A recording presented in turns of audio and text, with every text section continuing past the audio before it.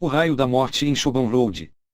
Continua a ser matéria de discussão a maneira pela qual os marcianos podem aniquilar os homens tão rápida e silenciosamente. Muitos pensam que eles são capazes de gerar, por um determinado processo, um calor intenso numa câmara de condutibilidade praticamente nula. Projetam este calor num feixe de raios paralelos contra qualquer objeto escolhido, por intermédio de um espelho parabólico, polarizado, de composição desconhecida, trata-se de um processo semelhante àquele pelo qual o espelho parabólico de um farol projeta um feixe de luz. Mas ninguém provou a veracidade destas hipóteses.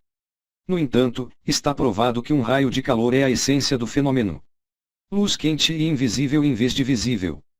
Tudo quanto seja combustível incendeia-se ao seu contato, o chumbo flui como água, amacia o ferro, quebra e funde o vidro e quando cai sobre a água, esta vaporiza-se imediatamente. Nessa noite, cerca de 40 pessoas jaziam à luz das estrelas, perto do fosso, de tal modo carbonizadas e distorcidas que se tornava impossível reconhecê-las. Durante toda a noite, o baldio entre Orsel e Maybury ficou deserto e mergulhado em chamas brilhantes. É provável que as notícias do massacre tenham chegado ao mesmo tempo a Shoban, Woking e Ottershaw. Em Woking, as lojas fecharam quando a tragédia se verificou e um certo número de pessoas, lojistas, etc., atraídas pelas histórias que corriam, atravessaram Orsel Bridge e a estrada bordada por Sebeis que desemboca no baldio. Podem imaginar-se os jovens, escovados depois do seu dia de trabalho, fazendo desta novidade, como fariam de qualquer outra coisa, um pretexto para passearem aos pares e desfrutarem do namoro habitual. O leitor pode imaginar o rumor provocado pelas vozes ao longo da estrada, ao crepúsculo. No entanto, naturalmente, poucas pessoas em Woking sabiam sequer da abertura do cilindro, embora o pobre Henderson tenha enviado um mensageiro de bicicleta ao correio com um telegrama especial para os jornais da tarde. Quando estas pessoas chegaram ao descampado, em grupos de 2 e 3, encontraram pequenos conjuntos de outras pessoas que conversavam excitadamente e fitavam o espelho que girava por cima dos areais. Os recém-chegados foram, sem dúvida, imediatamente contagiados pela excitação do momento. Cerca das 8h30, quando a comitiva foi aniquilada, devia achar-se uma multidão de 300 pessoas ou mais neste local, além daquelas que tinham saído da estrada para se aproximarem mais dos marcianos. Também estavam presentes 3 polícias, um dos quais a cavalo, cumprindo o melhor que podiam as instruções de Stent para manter as pessoas à distância e fazer com que não se aproximassem do cilindro. Havia um certo rumor provindo dos indivíduos mais inconscientes e excitáveis, para os quais uma multidão é sempre ocasião de barulho e de grosseria. Stent e Ogilvy, prevendo algumas possibilidades de luta, tinham telegrafado de Orsel para os quartéis, mal os marcianos emergirão, requisitando uma companhia de soldados para proteger da violência estas estranhas criaturas.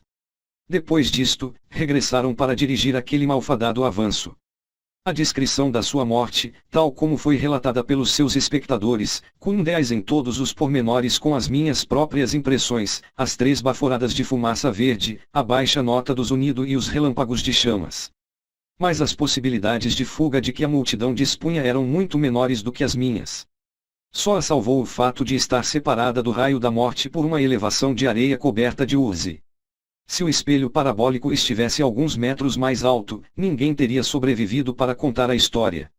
Viram os relâmpagos e os homens a cair, e o que parecia ser uma mão invisível incendiou os arbustos uns após outros. Em seguida, com uma nota sibilante que sobressaiu do ruído provindo do fosso, um raio zigue-zagueou muito perto das suas cabeças, incendiando os caixilhos das janelas e reduzindo a migalhas parte de uma casa mais próxima.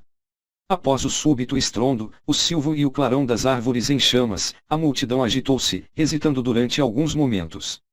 Faíscas e galhos a arder começaram a cair na estrada, bem como folhas que pareciam lufadas de chamas. Os chapéus e os fatos começaram a arder. Em seguida, ouviu-se um coro de gritos no baldio. Houve guinchos, berros e, de súbito, um polícia a cavalo atravessou a galope a confusão, com as mãos agarradas à cabeça e gritando desesperadamente. Aproximam-se! Gritou uma mulher. Voltaram-se todos imediatamente e empurraram os que estavam atrás, a fim de abrirem caminho para Woking. Devem ter fugido tão cegamente como uma boiada. No sítio onde a estrada se estreita e escurece entre altas ribanceiras, a multidão apinhou-se e lutou desesperadamente. Não escaparam todos, pelo menos 3 pessoas, 2 mulheres e um rapazinho, foram esmagadas e pisadas, e morreram no meio do terror e da escuridão.